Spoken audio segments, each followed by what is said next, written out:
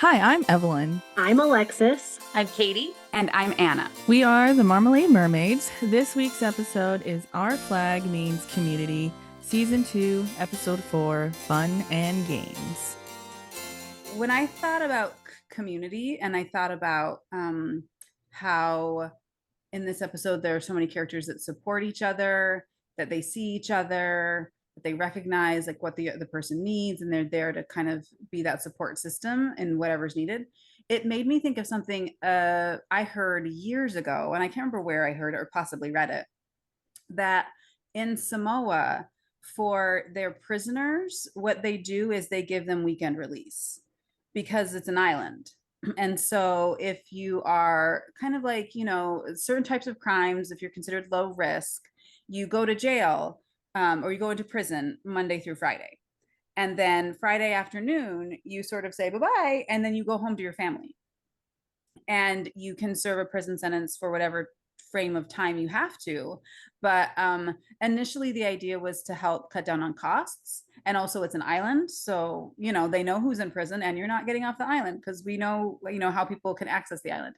But the thing that made me think about community is the way that they frame it is that it's also about rehabilitation, and it's also about the care and concern for what those who are serving a prison sentence need, that they also do need to be able to see their families. They do also need to feel that they are not just a prisoner, that they have this other experience. And it's also about helping them when their sentence is towards the end, that they feel more comfortable about reintegrating into society. Like it's less awkward. It's less, oh, I've just kind of been living this life that's totally separated from everyone else. It's like, no, I still am part of the community, and I'm an active part of the community. And then again, like the community knows when they see me that also too, like I'm serving this time, and that when I come out, like it'll be different and I'll be around more often and that kind of thing. So again, it's just like this random thing that I heard that I've always remembered. That's the only thing I know about Samoa, that I think it's lovely. This idea that it's really about having the community help and support the person no matter what it is they need, and that person is still valuable, that person is still important, and that person is still a member of that community. It's not someone we just forget about. It's someone that we make sure we still have connections and ties to, and that we're there to help support them in stuff that happened in their life, and we want to help them kind of move past it, transform and change, and go on to something else. So that's my thought about community. Well, I like that idea of like, well, where do you live? Because sometimes I talk about summertime, like, oh, that's when we live is in the summertime. But um, this idea of you get a different life experience on the weekends that, like, I don't know, if you were in prison, then and you have that time with your family, that I love quantity of time, but I also love quality of time. And just kind of like you get to pack it in with, like, do you do service? Do you watch movies together? Do you play games? Like, what do you do? Because it's not just like, meh, mom's home or dad's home. It's just, it would be a different experience. Mm-hmm. Or like I've had students whose parents have been incarcerated their whole life, and they're not going to see them until after they graduate high school. Like that's, oh, you never got to see this person ever. You just got to talk on the phone for 15-minute segments your entire life. Like that's horrible. Yeah, I like that point, Katie, a lot, because it made me, just you saying that made me think of my students as well. The ones that I've had where their parents are incarcerated, and maybe they were toddlers or they were really young, and they have a photo that they carry around with them. I had one girl who had a photo.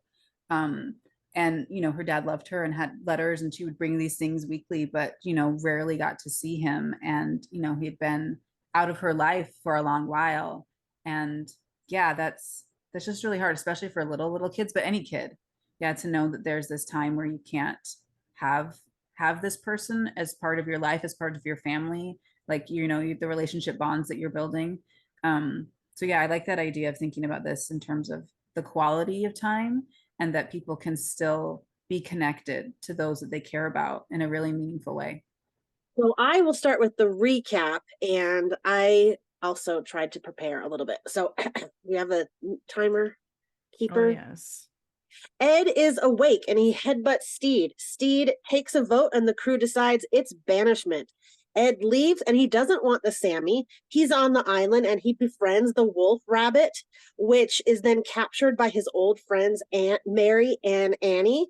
And Buttons takes Steed ashore to teach him about the gravy basket while he's looking for a vessel for his transmorphication. Steed's crew recognizes that there's something off with Blackbeard's crew and Lucius, so they try to throw a party, which nearly ends in bloodshed. But Izzy has it worse, and they make a gift of the unicorn leg. Meanwhile, Mary and Annie host Steed and Ed, and they have some kind of a twisted relationship, and it gives Ed and Steed a chance to have some time and perspective. The house burns down, Buttons becomes a bird, and Izzy is the new unicorn. Woohoo! That was like 52 seconds. Wow. Wow. Good job. All right, ladies, where do we see community in this episode? I feel like there was a lot, but like several like different things. I wrote down like first I had to look up the definition of community to like really put my mind into community theme for the episode, and then just kind of going for obvious ones and everything. My favorite is how we have like on the ship, we have the two separate communities and then it coming together for Izzy. That's probably my favorite kind of like little community segment there. We have like one with Ed's crew or Blackbeard's crew, kind of like trauma bonded. And then you have Steed's crew, which really didn't change much, just went through a non-pirate adventure for a little bit. And then I don't know, I like that they all kind of came together again for Izzy, which is Izzy has always been a common feeling that they've all had towards Izzy, even like before Blackbeard's crew came together with Fang and everything. Everybody's had always like common negativity, a little bit like negativity or stuff with Izzy. And then this was like all a positive kind of thing, like, oh yeah, he's the most disturbed, gotta help him out. So that was probably my favorite viewing, seeing like the community coming together for a common goal. Yeah, I think that having shared goals is a really important part of community. And I know that like friendships, you have to foster it, right? But in times of crisis, there's a lot of bonding and there's like an instant community there.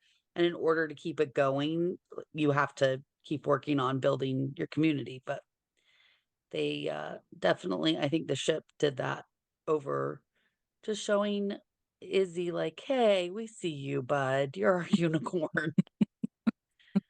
Sweet. I like that Steed at the very beginning, he's very well throughout the whole episode, kind of community oriented. He tells the crew, like, that's not us. Like, that's not who we are as a people. He wants to take a vote. I thought that was, very community minded too. I thought about Brene Brown and her, because they even quote the "Here I go again on my own," and like she quotes in her books, like that's kind of a myth and that's kind of not real, and we don't really go on our own. And even Ed, like that falls apart very quickly when he finds the rabbit, and he's like, "We're just two lone wolves, and we understand each other," and they find each other. Finding someone who understands you. Yeah, for sure. I don't know, there's so much community in this episode. I think this is a really cool um frame to look at this particular episode because community is in all of it, but I agree with Evelyn, like it was just like nonstop. And I agree, like I think the crew coming together was my favorite part, coming together for each other and then also for Izzy.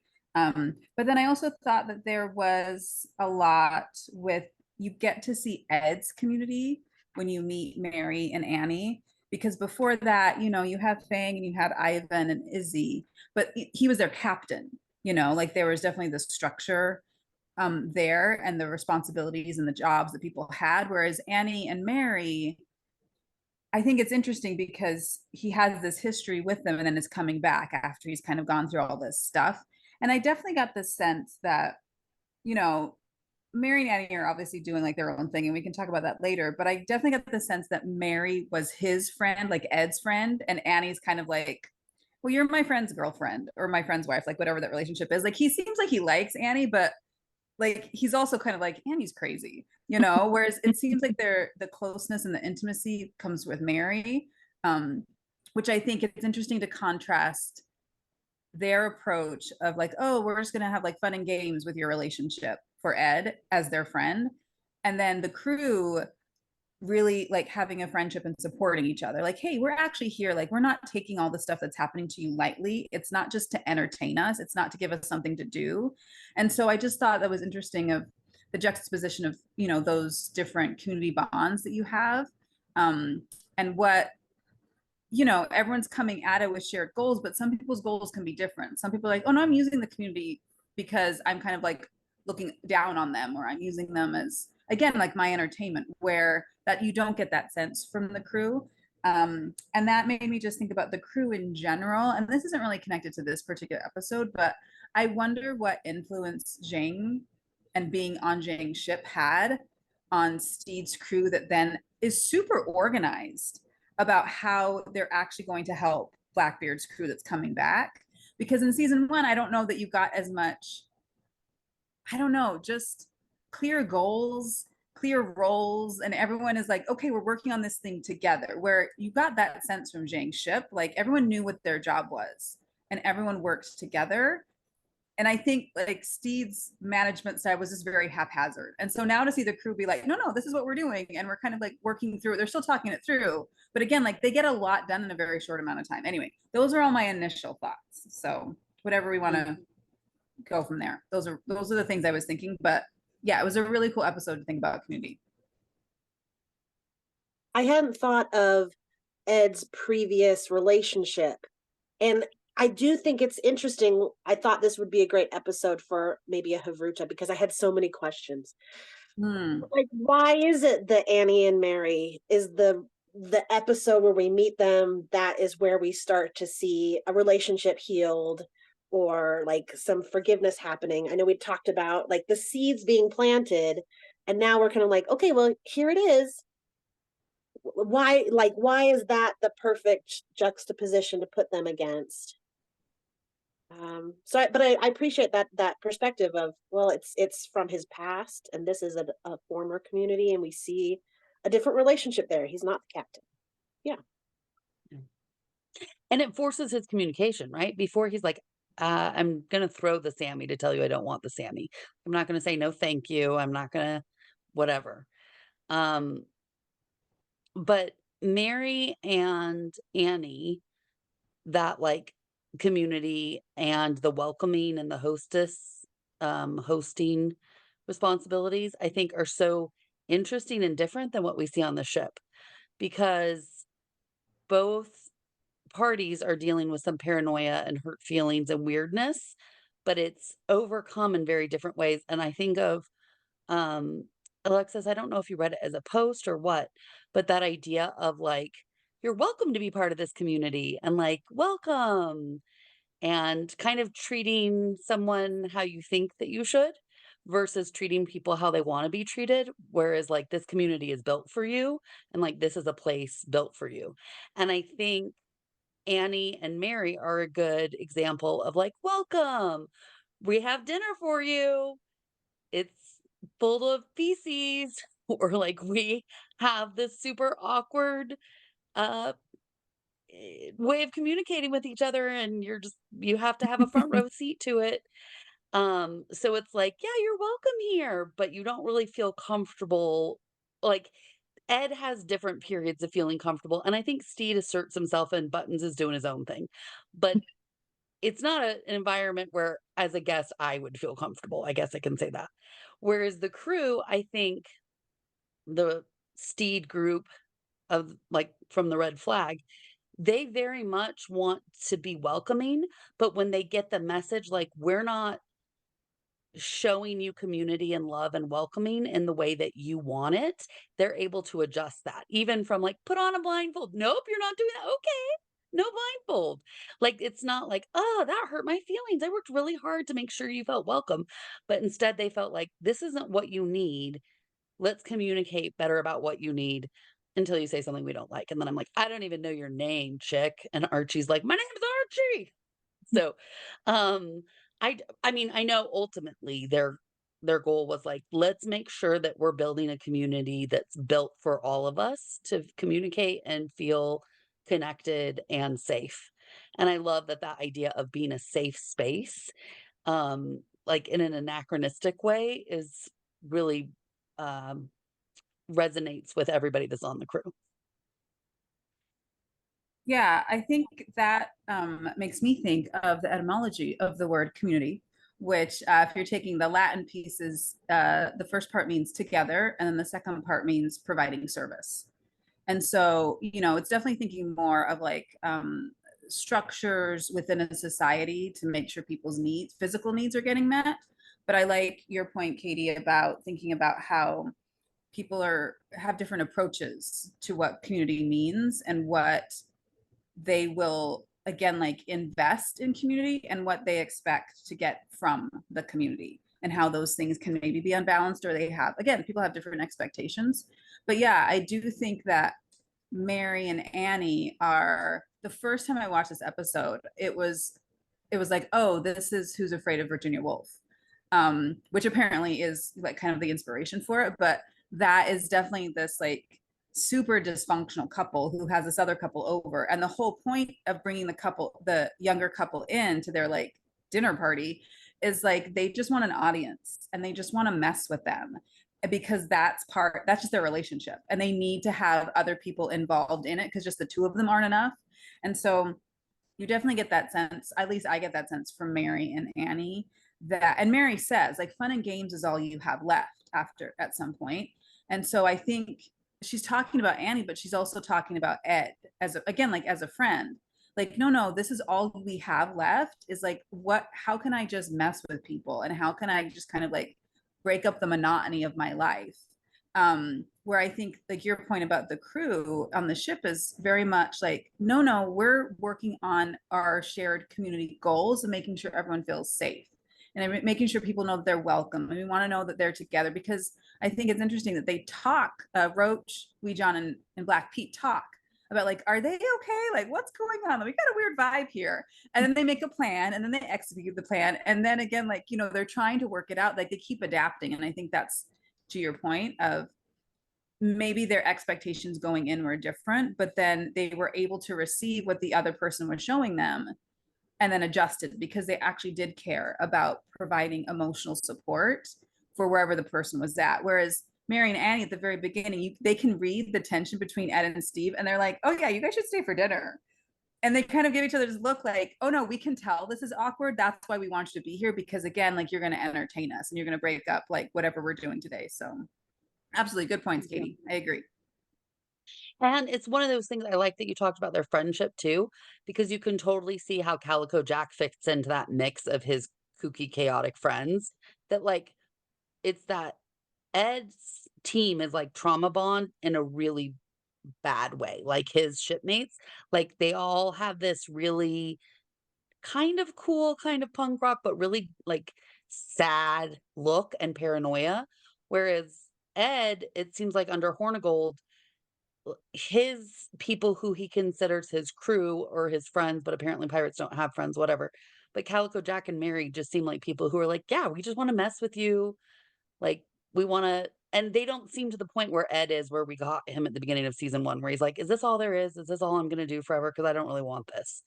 And they never, that didn't seem to be a factor in their search for community or growth, is to change anything. They're just like, yep, this is how it is. And we're just going to keep riding this wave, which, takes all kinds. So I also like the change at the end with Mary and Annie's relationship, where it was just all like, yeah, I think they had to act like one in there was no communication there. Like what Mary was unhappy. Like she was growing unhappy more and more about living out there selling antiques to no one and everything, and probably didn't realize that Annie was very much okay with um getting rid of all of that, but she was also like there was that whole, I think that was like that's the thing, that they were an example of like a community that's like not like they felt like there wasn't a safe space to communicate, not be able to like share that these ideas and everything. Whereas like if they did, everything would have been fine. Like Mary coming out and saying like she's not happy, like basically like this is a pointless ordeal, that like house that we have, store we have, and Annie being concerned about Mary feeling like we're only doing this because you feel like you're too old to be a pirate again and everything, but then come to realize like, you know, we should have just done what we both liked, like what we want to do, like, and everything. We can come together on this. And that just kind of shows that that's kind of like Ed and Steed's little crew, like ideas that we're going to come together, communicate, have a safe place to talk, be more open and stuff. That's a really cool point, Evelyn. I hadn't thought about that. And that's amazing because, yeah, I completely agree that Mary and Annie don't have a safe space and they don't know how to talk it through. And it just, when you were talking, it made me think that, oh, I hadn't considered that Mary is in that place where Ed Blackbeard was at the beginning of season 1. That's just like, ugh, you know? And again, like maybe not feeling that, again, like their expectations and relationships, and all of a sudden you get to a point and you're like years later, like, what are we doing? Like, why are we doing this? And so, yeah, I think that's a really, really great point, that maybe the intention again was to bring Ed and Steed in, you know, for fun and games, but then the two of them actually pushed Mary and Annie to this point where like we're talking about this stuff. And so I think that that's interesting because Steed and Ed also get to that point. So you have that parallel of, you know, these couples kind of like, we need to actually say the thing out loud. And then again, because they're pirates, you know, it's like, well, then we're also going to burn the house down. It's like, oh, okay, that I guess also works. Actions speak louder than words sometimes. Anna, I wonder if you could read or just tell that part about the etymology of community again. Yeah. So so community, like the in Latin, like the com part means together, C-O-M. And then the munity part means providing service. And Okay. so this was about, you know, like providing like roads and like building up like the functions, the things that function in the society that make sure everyone gets what they need. That was the original meaning of community, and then it kind of evolved into like kinship, having a commonality, family, that kind of thing. But initially started about just like, again, like, so the services that you provide for a group of people. More like civics. Much more like civics, yeah, like municipalities, like that kind of thing, like the structures you have to have in place for things to actually go. Yeah. I was thinking of community. I guess I was getting community and relationship and friendship and like the communities that are built because of circumstances. Like we were prisoners together, or we were on Blackbeard's crew, and so we had this experience together, and so we have this community that helped us survive there, versus like communities of interest. I thought maybe like when Steed goes to the antiques market the first time, like he recognizes in Annie someone that appreciates fine things. So like sometimes we have interest-based communities, sometimes we have necessity communities, but I don't know, I like the other. It just made me think of it better because I'm not sure if that's, I don't know, relationship, community, friendship, affiliations, like I haven't got the handle on it. Yeah, I think that's a good point, because for me at least, when I was like thinking about like, because I think I agree there's different avenues into community and what it means. So I know you all are very, you know, big on the stoicism, which I support. It's just not necessarily the way I go. But for me, Confucianism is really something it's not perfect, but there's a lot of things that I really like about it. And for Confucius, it was really that like I am part of the group. Like we are all connected. And so what happens to the group happens to me. And so that's where I kind of went to this idea of providing not like physical services, but more of like that emotional load, supporting. Like that's part of the ethic, is that again, like what I'm doing will resonate and it will come back to me. So if someone is not necessarily behaving in a way that's helpful to the community, it's because that person is in pain or suffering, and so therefore I am suffering. Like what happens to everyone happens to me, and so I like that idea of thinking about how do we heal and how do we support the group. And that's what I saw, like that those are the moments that I saw of how people are noticing when others are maybe not okay, and then what do they do about it. And so that's where I kind of like honed in with the Annie and Mary stuff, and then also too like the Roach v John Black Pete, and then everyone when it comes to Izzy, because I think that's how I tie this. Again, like it's more like a merciful act when you think about like what Confucius is teaching is the service, and that then becomes that help then builds the relationship. So it's these small daily acts, all these super big things. It's like these little things that again are nourishing the growth of the community, which means then the individual also grows. Thank you. That reminds me of a question that I thought of. It's like, how does your community handle your personal change? Right. And we see it with like a trauma, and like, how does the community react? And it reminds me of that. It's like some are going to handle it in like a very healing way. And because, yeah, when it's not working for you, it's not working for me either. Or, yeah, the healing part.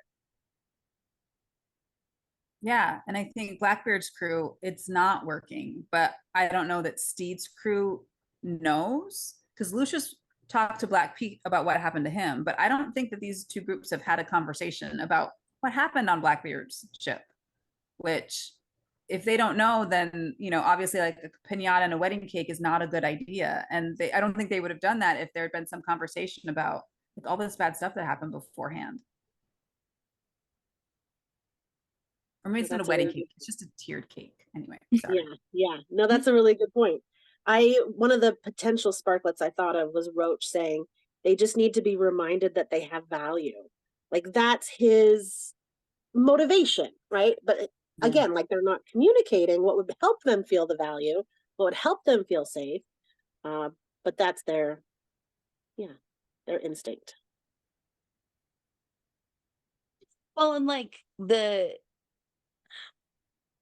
I think of community, I think a lot of connection and like a human connection, right? So that you feel like you're a part of something. And I think that there's not that shared experience on the ship of what being connected means. So it doesn't occur, even though Black Pete knows better what Lucius is going through, he still needs to hear, and Lucius still needs to communicate, because he didn't think like, oh, the love of my life is going to walk in here with a knife behind his back, thinking that everything could go sideways in an instant. Like, and it's not your job necessarily to know all that, right? We can't have all the experiences.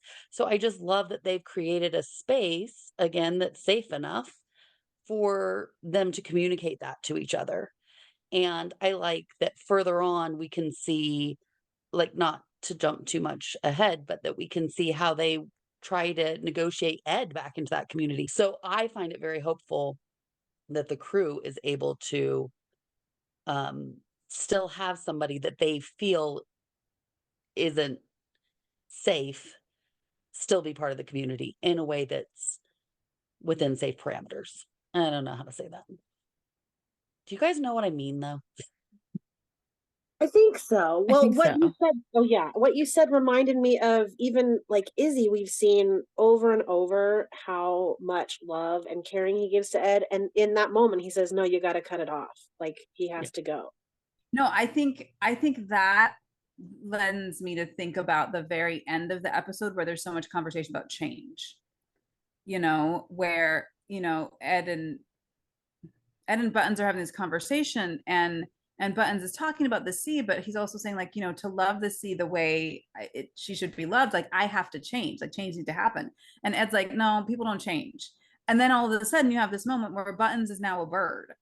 And then you see this change in Ed's face where he's like, yeah, like, fly, like, go for it. And so I absolutely get your point, Katie. And I think that there is value in being cautious and, again, making sure that you're not taking unnecessary risks to the community by just kind of having this open arm policy, because I think that is something that people need, that is earned through people's behavior and through their action. And that's why I feel like you have this moment at the end of this episode, which then leads into the next episode, what you're talking about, where Ed's kind of coming back into the community. And I think the thing that makes that, for me, something that I feel like, oh yeah, I understand that, because there is actual change that's happening. There's things that he's doing differently, and there's probably conversations that were different that led up to that moment in the next episode. And so for me, that's the difference of Izzy is saying, no, you just got to cut it off, because he has nothing else that Ed has done up to this point that shows that change is possible. And then you have this moment later where things happen and you're like, oh, okay, now they are in a place. And Izzy is in a place where he's like, yeah, I'm totally going to change the narrative about what happened, because, again, like, I want us to be able to transform what the relationship looks like, again, together in community. But I mean, to translate our TV show to personal life situations is not like, there's not a one-to-one thing. But yeah, Right. I get what you're saying, for sure. But it's an ideal for me. Like, I love that they can create a community that can welcome everyone in a way that is still safe for everybody. Like, Yeah. And I think, I like that. I don't know, I think that if you're really talking about community, like Alexis was talking about relationships, I think if you have a healthy community, you're going to have all of these different viewpoints and personalities that are going to help find balance. So in a community, you're going to have someone who's like, absolutely, like, let him back in, nothing but love. And someone else who's like, absolutely not this person, because I think that's when, like Evelyn was saying, then you start talking it through, then you start identifying like what the community needs. And so, yeah, I think in a good community, you will have all of these differing opinions and all of these things where someone's going to feel more cautious, someone's going to feel more lenient, someone's going to feel more hopeful, someone's going to feel more cynical. Like, I think, again, like, I don't think there's a morality connected to any one of those things, because I think all are necessary, but I think you have to have balance. And I think that's what a community can bring, is if you can actually let people in a way that you're going to be able to have checks and balances within your community about like what's working and what's not, which all goes back to, like, you got to be able to talk it through and make sure it's okay with everyone. And to Steve's Yeah. credit, he starts it out that way. He's like, so we're going towards banishment? And like goes around and he's like, yeah, I'm the captain, but my crew says banishment. So we're going to go for banishment, even though that's not what we're going to do. And that's not what I want. And we'll find a workaround. But I don't think that was his intention. I don't think he was trying to ameliorate his crew. I think he was really trying to do what his crew was saying, which was banishment. And maybe if circumstances, I mean, it's fictional, right? But if circumstances had been different, then maybe Ed wouldn't have been able to have that moment with Steed so soon. We know that I feel that Steed hasn't left Ed. So even if Ed was banished, I think Steed would still find his way back, right? But yeah, I think that's a lot to Steed's credit that he starts out with like, okay, I'm listening to what we're saying, because I think that for me is something in the episode, like community, a really key aspect is communication, like verbal and nonverbal and good, solid communication.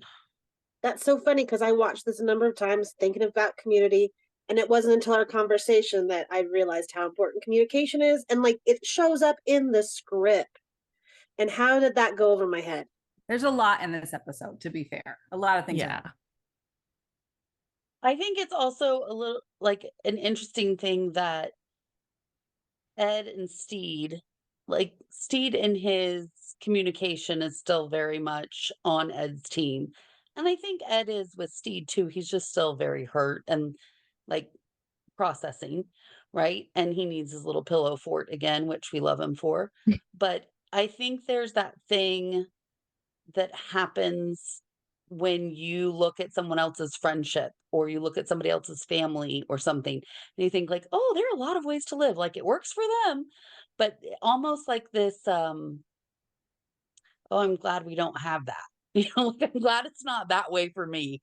And that kind of makes them more grateful for what they have. It's a really weird thing because I don't know. It doesn't happen that much to me in my life. Usually, like I feel very privileged to be on the inside of somebody's family or and I just am really grateful for it, but I don't think like, oh, I'm glad my family's not like that because it's usually like, no, my family's just as crazy, but in different ways. Um, but there is that the sense of like, ugh, at least we don't stab and poison each other. That Ed and Steed are like, let's really make this work now. Yeah, I saw that a lot in this episode of just that's the structure of it. And then we have like the crew is fighting, but then they all look and see, oh, actually, we have it a lot better than Izzy. Like Yeah. they have that, that's the thing that brings them together. Like, whew, somebody's always got it worse. Which I think is interesting because we're talking about community. That Izzy, when like the leg breaks and he falls down, he's like, it's so sad. He's like dragging himself across the floor by himself. He refuses help and he says, "You're born alone, you die alone." And like he just keeps saying it over and over again. So thinking about how not only that someone has it worse, but their mindset, like the story they tell themselves about the ability to have connection or community or their own worth, is the thing that can really, for me, just really touches me. I'm like, oh, that's the part that I really want to help support, that kind of can pull me out of myself or whatever I'm thinking about. When you're like, oh, it's like the way you view your entire situation and what it means for your entire life, as opposed to maybe the physical situations, which can be rough. It's just like, oh, you don't like yourself. Like you don't talk kindly to yourself. You don't think anybody loves you. Um, and I do love the unicorn leg, and again how they come together. All of a sudden they have this problem they need to work on together, and then they bring it to Izzy, but they knock and then run away, knowing that Izzy doesn't want people to see him, kind of receive the gift. They know he can't receive it in front of them, so they're giving him this opportunity to have it his own way. And again, like just like a fabulous actor who can convey so much in this little moment without any words. It's just a really, really neat moment about what community can do when they come together to look and care for someone else who really needs the support.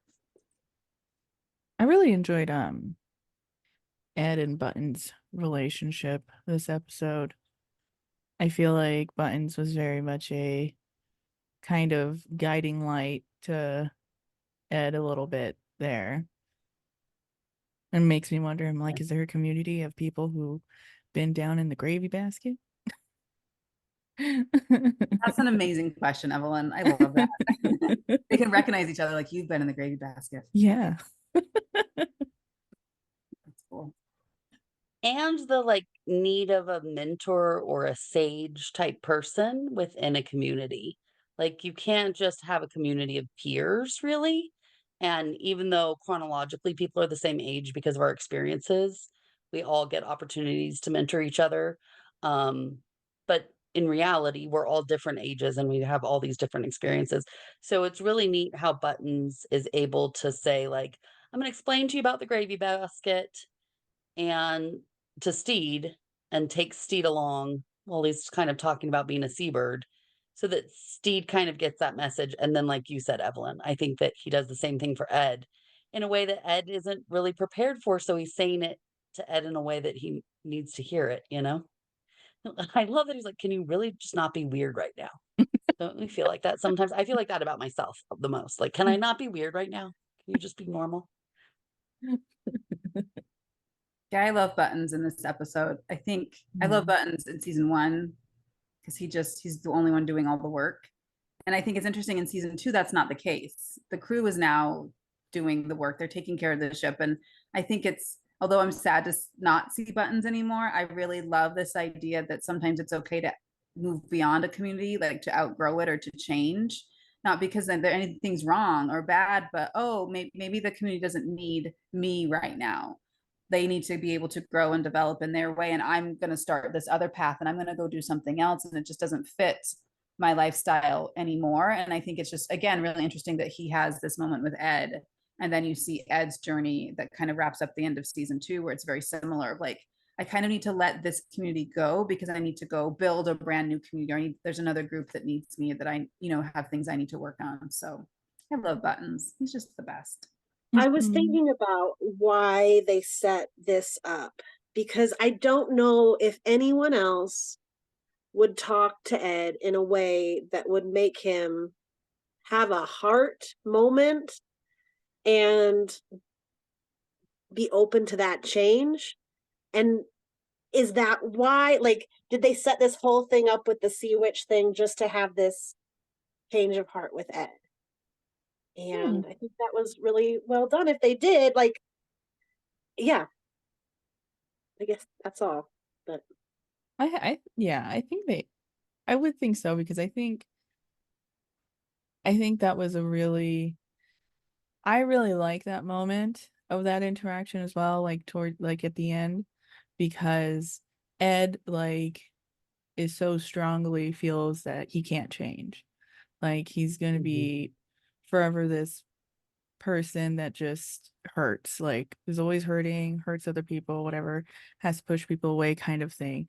And is like so strongly thinks that way that it's impossible, like Buttons. Like it's a similar level to someone turning into a bird and all that. And then like Buttons does the impossible, which helps Ed believe like, no, this is like I can be I can be who I want to be and everything. Like I love that moment. It's just so, because there's a lot of people out there who like really makes it, they think it's is impossible, like something so like other people think that you can totally do it, but that person themselves feels as though like so negatively of like this is an impossible task that I can't do. And so that was like such a beautiful moment of like, no, here you go. We're going to compare this to like an idea of like this is impossible and it's possible. You can do it. Anyone can do it.